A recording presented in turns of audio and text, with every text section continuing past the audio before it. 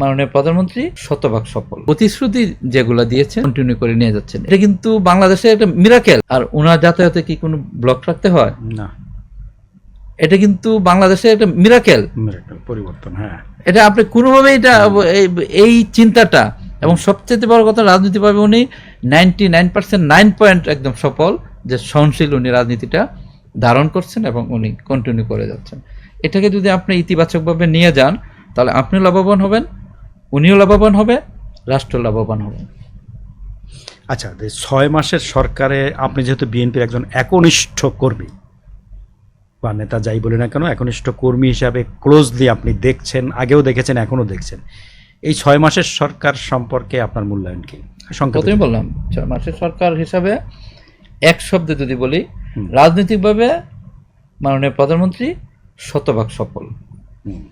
যে রাজনীতিক সহনশীলতা, রাজনৈতিক ইতিবাচক যে চিন্তাটা, শতভাগ তিনি সফল।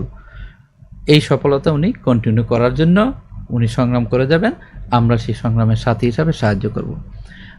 আর প্রতিশ্রুতি যেগুলো দিয়েছেন, প্রতিটা প্রতিশ্রুতি উনি সক্রিয়ভাবে এবং আন্তরিকভাবে গ্রহণ করছেন এবং কন্টিনিউ করে নিয়ে যাচ্ছেন। এই প্রতিশ্রুতিগুলো তো বাস্তবায়নের মধ্য দিয়ে আপনার সার্বিক সফলতা আসবে। এই প্রতিশ্রুতি তো একদিনে বাস্তবায়ন সম্ভব না।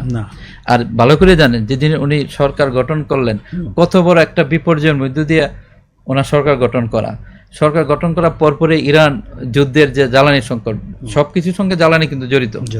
জ্বালানি সংকটের মধ্য দিয়ে সব সংকট জায়গায় কিন্তু সৃষ্টি হয়।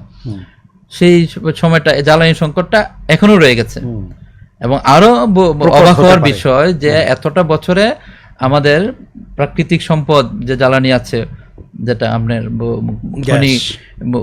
খনি খনন করা, গ্যাস উত্তোলন করা, গ্যাস ক্ষেত্র থেকে গ্যাস আপনার উত্তোলন করে জনগণের চাহিদা পূরণ করা, গত 15, 16, 17 বছরে এই সরকার ভিন্ন উত্তরকরণে শুধু খালি আমদানি আর কুইন্টাল ভাড়া এবং আমদানি উপরই তারা সেটা করে গেল, যার মূল্যটা আমরা প্রত্যেকেই দিচ্ছি।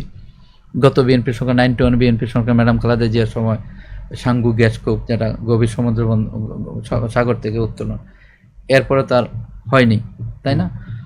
জ্বালানির এই আপনার যুদ্ধের কারণে জ্বালানি একটা সংকট হয়েছে, অর্থনীতির সংকট আছে, সেগুলো ধাপে ধাপে যাচ্ছে, হবে। এক জায়গায় আমি বলতে চাই, সরকার প্রধানের যেহেতু আন্তরিক আছে প্রতিটা পদক্ষেপ, আমাদের প্রত্যেকের নৈতিক দায়িত্ব হবে এই আন্তরিকতাকে সহযোগিতা করা। আমার প্রয়োজনে আমি করব, আপনার প্রয়োজনে আপনি করবেন, তাহলে দেশের ওনার আমার সবার জন্য মঙ্গল।